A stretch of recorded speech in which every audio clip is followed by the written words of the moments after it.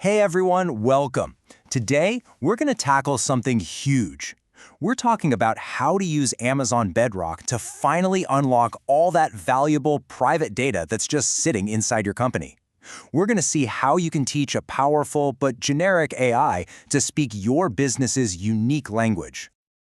So let's just get right to the core problem, right? You've got these incredible AI models at your fingertips, but they have no idea about your internal reports, your customer history, or your specific product designs. They're a blank slate when it comes to your world. So how do you bridge that gap?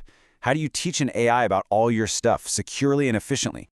Well, the answer is a feature called Knowledge Bases for Amazon Bedrock. And you can really just think of it as the ultimate bridge. It connects a static general AI model to your constantly changing, totally private company data. And you know what the best part is? It's designed as a Zero-ETL solution, which is a fancy way of saying it gets rid of a ton of the complicated data prep work you used to have to do. Okay, so this whole journey, it's got to start with translation. Before an AI can understand your documents, we first have to convert them from, human language into a language that a machine can understand on a really deep conceptual level. And that language is math. I love this slide because it just nails the evolution of search.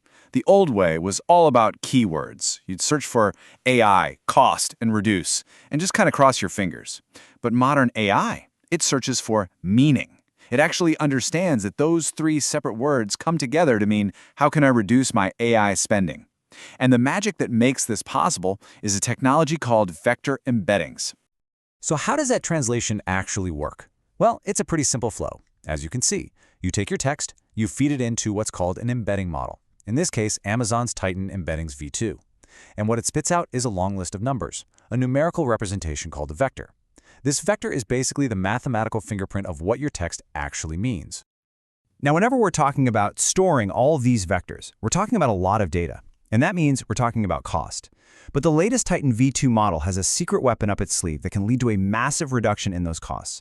I'm talking a 50% savings. So how on earth is that possible without tanking your accuracy? And here is the pro tip, perfectly laid out. The Titan v2 model lets you choose the size of your vectors, so you can shrink them down from 124 dimensions to 512. That one little change cuts your storage bill in half. And this is the absolutely crucial part, you maintain 99% accuracy. For anyone building these systems at scale, that is a total game changer. And on top of those incredible cost savings, this model is just unbelievably flexible. It's got those variable dimensions we just talked about, but it also natively supports over 100 languages. What does that mean?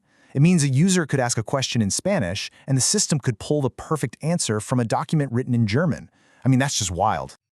Okay, so we've translated our data into these mathematical vectors. Now what?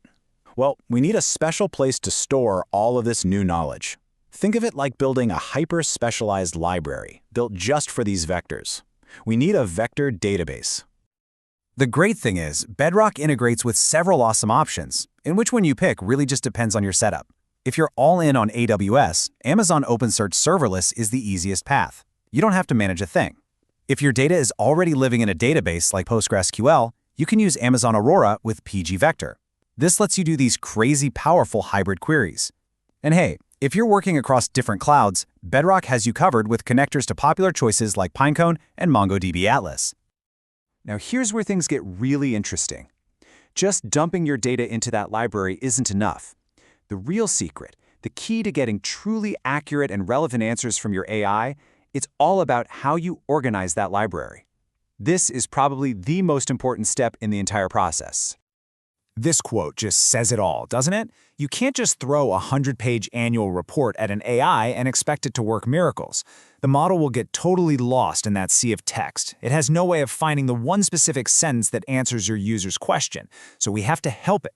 We have to break things down. We have to chunk it.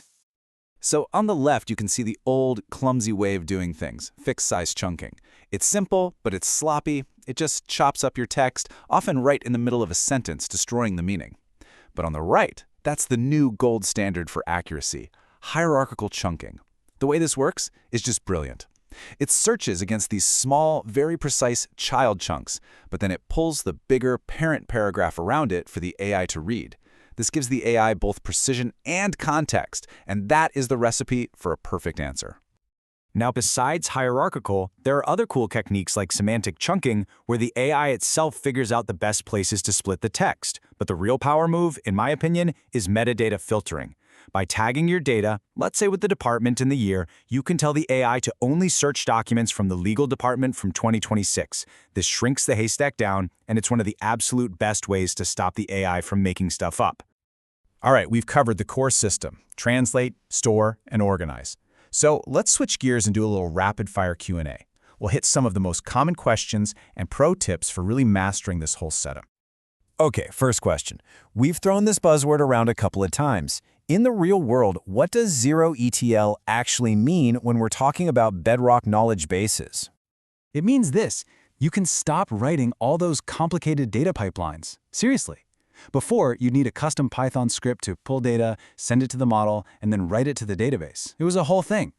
Now, you just point Bedrock at your S3 bucket, and it handles the entire process: ingestion, embedding, and indexing, all for you, automatically.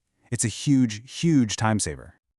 Okay, this is probably the #1 question people run into. Hey, I built this whole system, which by the way is often called a RAG or Retrieval Augmented Generation System, but my AI is still making things up. It's hallucinating. What's going on? Listen, the answer is almost always a tuning problem. The two biggest culprits are your chunk size being too small, which basically starves the AI of context, or your top K, which is just the number of results you pull back, is set way too low. The fix? Try a smarter strategy like hierarchical chunking, and then bump up that top K to maybe 5 or even 10 to give the model a lot more good information to work with. What about the really complex stuff? We've talked a lot about text, but business documents are messy. They're full of tables, charts, and images. Can this system actually handle all of that? And the answer is a huge yes. This is a newer feature, and it is incredibly powerful. Using a service called Bedrock Data Automation, knowledge bases can now intelligently look inside your documents and parse complex tables and even images. It essentially translates that visual information into a format that the AI can understand and reason about. It's amazing.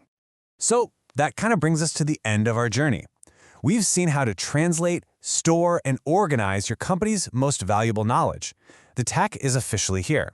So the crucial question I want to leave you with is this: your data holds the answers to your toughest business problems. After seeing all this, is your AI finally ready to listen?